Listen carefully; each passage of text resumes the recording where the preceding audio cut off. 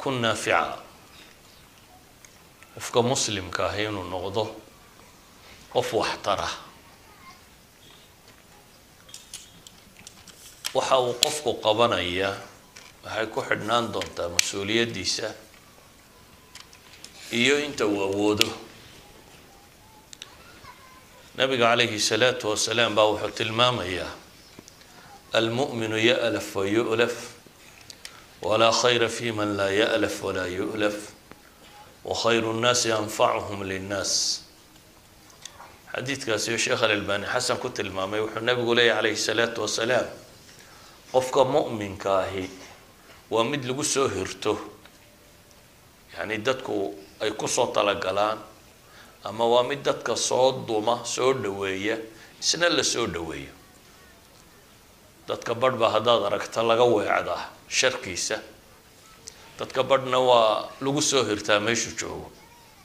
qofka mu'minka ah nabigu wuxuu ku tilmaamay alayhi salatu wasalaam inuu yahay qofkaasi lagu soo hirto waxaanu sheegay qofka dadka sharkiisa iyo dhibtiisa dadku ay uga cararaan inaanu khayr lahayn dabeetana nabigu wuxuu leeyahay alayhi salatu wasalaam wa khayru nnaasi anfa'uhum linnaas dadka waxa u khayr badan ka u nafciga badan ka u waxtar badan dadka waxa u khayr badan ka u waxtar badan nabiga alayhi salatu wasalaam baa mar kale isagoo jooga waxa la keenay la sheegay nin dib qalooc qaniinay markii dib qalooc qaniinay ayaa nin yimo wuxuu yidhi ilaahay rasuulkiisa oo naga qoladayadu waxbaan u tufnaaye dadkan dib qalooca wax lagu tufaanu naqaanaa ku akhrinaay ma ku akhriya bal soo bandhig buu yidhi waxaan aad akhridaan muxuu yahay wixii buu sheegay dabeetana wuxuu nabigu yidhi ba'si kuma jiro tanaad sheegtay man istataaca minkum an yanfaca akhaa falyafcal ciddii awooda walaalkii inuu wax taro ha yeela buu nabigu leeyahay alayhi salaatu wasalaam ha taro حديث الصديحات أنت المامنا وحي هاي نبي عليه الصلاة والسلام نبوي ميوح كيري يا رسول الله أي الناس أحب إلى الله وأي الأعمال أحب إلى الله ضدك يا ألا وجعلي هاي أعماش سمحة إلى هاي وجعلي نبي عليه الصلاة والسلام حديث كانوا حسن لغيره والشيخ الألباني كل شيء جيو النبي يقول أحب الناس إلى الله أنفعهم للناس ضدك إلهي وحوق عليها قوة ضدك وحتر بدن أعماشنا وحلو عليها يقول النبي قلت المامي عليه الصلاة والسلام سرور تدخلها على مسلم قف مسلمات فرحت جلسه كفر حسد تكشف عنه كربة نبها ستوات كفيدد أو تقضي عنه دينا أما الدين الولايات كبحسد أو تطرد عنه جوعا أما قاجات كقودسد ولا أن أمشي مع أخ في حاجة أحب إلي من أن أعتكف في هذا المسجد شهرا النبي عليه الصلاة والسلام إن قف مسلمة سئام باهدي سأولقده راعه أيان كتشعلهي مساجد كي كان ومسجد مدينة إن بالكل اعتكافه وحن كدور بدا يا أبو النبي عليه الصلاة والسلام قف مسلمة باهدي سينا قده ومن كذم غيظه ولو شاء أن يمضيه أمضاه ملأ الله قلبه يوم القيامة رضا قفك عردي سقر صده سوى أودي كرين قته قته كان إلهي قلبه سمالنت قيامه رالي هنشيو كبوحية قفك ولالك الراعة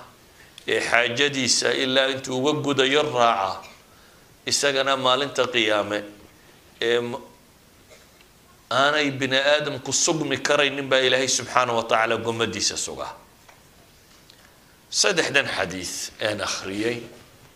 الفادو دان دين شرحي waxay wadaagaan sheegayaan qofka muslimka inuu qof wax tar noqdo waxay sheegayaan acmaasha alla uu jecel yahay inay tahay dadka ku ilaahay ugu jecel yahay inuu yahay dadka ka ugu nafci badan nafciga inuu ka warramaynaa ama nafci adduunyo ha noqdo ama nafci aakhira ha noqdo bini aadamka waxa ugu nafci badan ambiyada iyo rususha waayo ilaahay baa wuxuu soo dhibay waxay aadanaha ku badbaadin lahaayeen adduun iyo aakhiraba oo markastoo bini aadamku uu qalloocdo oo jidka saxda uu ka lumo waxaa la soo dirayay rasuul ama nebi kaasoo loogu talagalay dadka inuu saxo oo noloshooda adduunyo wixii ka qaldamay inuu u toosiyo noloshooda aakhira wixii ka qalloocdayna inuu u toosiyo idan nafciga qofka muslimka laga rabo inuu yeeshaa waa nafci adduunyo iyo nafci aakhiro wixii uu tari karaba nafci aakhira u weyn oo ilaahay markuu dhaartay wuxuu yidhi walcasri ina alinsana lafii khusrin ila aladiina aamanuu wacamiluu الصaalixaat watawaasaw bilxaqi watawaasaw biالصabr ilaahay intuu dhaartayba wuxuu ku dhaartay bini aadamku inuu khasaare ku sugan yihi waxaa ka soo reebay cidda aan khasaaraynini inay tahay dadka laga hela iimaan iyo camal saalixa iyo xaqoo isfaraan iyo wixii dhib xaqa ka soo gaadha faritaankiisa oo ay ku sabraan cidda caynkaa samaysaa waa cidda khasaaraha ka badbaaday idan dadka waxa u anfac badan leh khasaaraha la hubo ciddii bini aadamka ka badbaadisa khasaaraha la hubo waa khasaaraha ilaahay uu ku dhaartay walcasri ina alinsana lafii khusr ilaahay baa ku dhaartay subxaanahu wa tacaala hadaba waxaan leenahay dadku haddii qof waliba shaqada inta ku beegan uu qabto noloshu waa wax fudud oo la habayn karo haddii dadka inta ugu badani inta iska fadhiistaan dad gaara la yidhaahda waxa qabtaan ummadaasi ma horumarto مثلا نبي محمد بركو جوغي عليه الصلاة والسلام صحابو الدين الشيخ مية اسكفر ديانو يدهدين دين نبي با ميشي جوغا مايا إيانا ويسي شيغيين سيدا اوغيد باي دمان تود شقا هيين دمان تود شقا داي قبتين مثلا أبي بكر عشرة المباشرين رقي هو وين الرقم إذا وحا كاني أبي بكر بس هو إسلامي ونبقى كان عليه الصلاة والسلام نبقى نوصي هرمري صحابة nin waliba shaqada intuu garanayay muu qabta mid dagaal ka qayb gala mid hogaamiye dagaal noqda miya waligan kutubta xadiiska ku aragteen an Khalid bin Walid sama maydan maqal wuxuu ku caan baxay Khalid oo xadiis warinaya ma maqasheen an Khalid radiyallahu anhu oo la leeyahay lagama yaabo inaad aragto haddana cinda almuslimiin waa rajul macruufa